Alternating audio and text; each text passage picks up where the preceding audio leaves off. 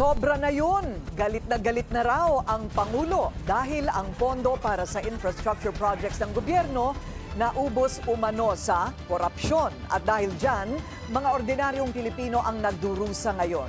Yan ang agenda report ni Ivy Reyes.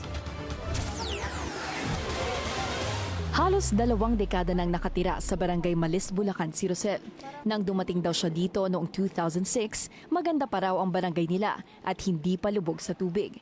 Matapos ilagay sa state of calamity ang Bulacan nitong Hulyo dahil sa mga bagyo at habagat, hindi na naubos ang baha rito. Kapag may bagyo, umaakyat hanggang bewang at dibdib ang taas ng tubig. Sana po masolusyonan po yung ganitong sitwasyon namin, lalo na po sa mga kabataan. Hirap na po sila para nais po nilang makapag-aral ng mabuti, pero dahil sa sitwasyon namin is napakahirap po. Kaya nananawagan po kami na sana po aksyonan po nila yung pong mga ginagawa pong sa gilid ng ilog na mga dike na gano'n. Ituloy lang po yun. Karamihan daw sa mga residente ng Barangay Malis nagkakasakit na dahil sa exposure sa tubig. 6 ang batang inaalagaan ni Rosel at 3 rito kanyang mga ampon. Nang maospital ang pinakabata dahil sa pagdudumi at pagsusuka, mabigat daw sa bulsa kahit may health insurance sila. Ang isang inuman po nito Ang barangay health worker naman si Salvacion tanggap ng pagkalugi sa kanyang panindang mga gulay tuwing may bagyong dumadaan sa kanila. Hindi na po namin kinikilo kasi isa pa po sa mga ano po yun, trabaho pa na, dagdag pa po trabaho, pero nami-maintain naman po namin kung ilan yung nasira, kung ilan po ang napapakinabangan. Walang kotseng makikita sa barangay. Ang mga e-bike, unti-unti na rin daw naglaho dahil sa epekto ng baha sa mga makina. Kaya't ang mode of transportation ng mga tao palabas ng highway, motor, padjak o tricycle. Kahit walang bagyo, abot binte ang araw-araw na tubig baha dito sa pinakamababang parte ng Barangay Malis kung saan kapantay ng tubig sa creek ang tubig dito sa kalye.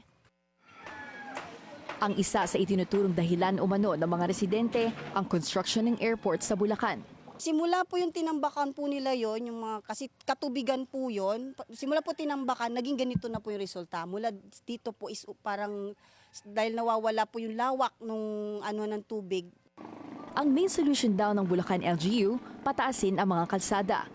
Ang problema, mataas nga ang daan, nananatili namang mababa ang mga bahay kaya pinapasok pa rin ang baha. Mahiya naman kayo sa mga kabahayan natin. Matapos magbanta si PBBM kaugnay ng umano'y budget insertion sa flood control projects, may panibagong hamon ng Pangulo sa kung tawagin niya yung mga kontratista at mga kasabwat nila. Nung nangyari na naman itong bagyo ngayon, pagpunta ko, nakita ko, hindi nagagawa. Akala ko ba meron tayong linagay dito? Hindi pa naumpisa, whatever. Yun, the usual excuses. Eh, sabi ko, kalukuhan na ito. Maliwanag na hindi ginagawa ang trabaho. They know who they are. Yan ang sagot ni PBBM sa kung sino raw ba ang pinatatamaan niya. May mga notorious na raw talaga sa gawaing ito at hindi maayos ang problema sa korupsyon kung hindi magtuturo ng may sala. May mga pangalan na rin daw na hawak ang administrasyon at kakasuhan ng sino mang hindi makapagpaliwanag kung saan napunta ang pondo para sa mga flood control project.